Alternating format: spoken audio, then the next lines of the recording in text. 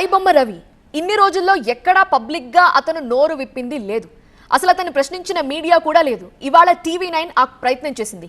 కానీ ప్రశ్నకి ప్రశ్నే ఆన్సర్గా అతను చెప్పిన తీరు చూస్తుంటే అసలు ఆ కేసే హంబక్కులా చెప్తున్నాడు.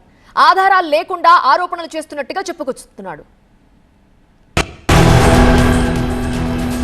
ఐబొమ్మ సైట్ లో బెట్టింగ్ ప్రమోషన్ అబద్ధమా?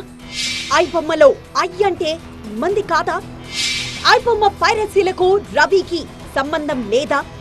అసలు ఐబొమ్మ సైట్ కి ఓనర్ రవి కాదా? రవి ఉన్నది విదేశాల్లో కాదా, కుకట్పల్లిలోనా?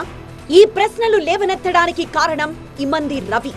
మొత్తం 3 కేసుల్లో కేసుకి 4 రోజుల చొప్పున 12 రోజుల కస్టడీ తర్వాత ఇవాళ పోలీసులు ఆయన్ను కోర్టు ముందుకు తీసుకువెళ్లారు.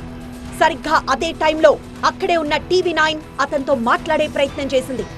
ఈ క్రమంలో పేరు దగ్గరే సర్ కి కోపం వచ్చింది. తనకు ఐబొమ్మకు సంబంధం ఏంటి? అందులో బెట్టింగ్ ప్రమోషన్ కి తనకి లింక్ ఏంటి? పోలీసులు కేసు పెడితే ఏదైనా నిజమైపోద్దా? అవన్నీ ఫాల్స్, కోర్టుల్లోనే తేల్చుకుంటా అంటూ ఒక రకమైన కావరంతో మాట్లాడాడు రవి. అసలు పైరసీ చేయలేదని, తానున్నది విదేశాల్లో కాదు కుకట్పల్లిలోనే అని కూడా ఏదో చెప్పబోయాడు. రవి చెప్పండి, మీరు రవి ఐబొమ్మలో మీరు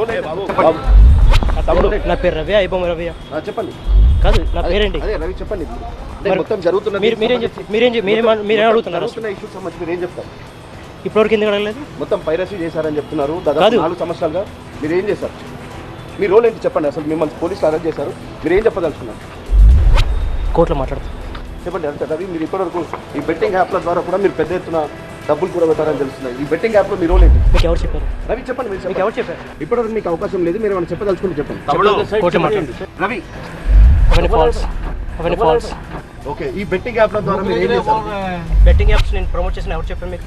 పోలీస్ చెప్తున్నారు. మీరు బెట్టింగ్ పోలీస్ చెప్తే అయిపోతుందా? ఐబొమ్మ దాంట్లో మీరు సైట్ పోలీస్ చెప్పారు అంటున్నారు. బెట్టింగ్ బగ్స్ ఉన్నాయి కదా, బెట్టింగ్ బగ్స్ ఉన్నాయి కదా ఐబొమ్మ సైట్ లో. ఐబొమ్మ సైట్ లో బెట్టింగ్ బగ్స్ ఉన్నాయి కదా, బెట్టింగ్ ని ప్రమోట్ చేయడానికి.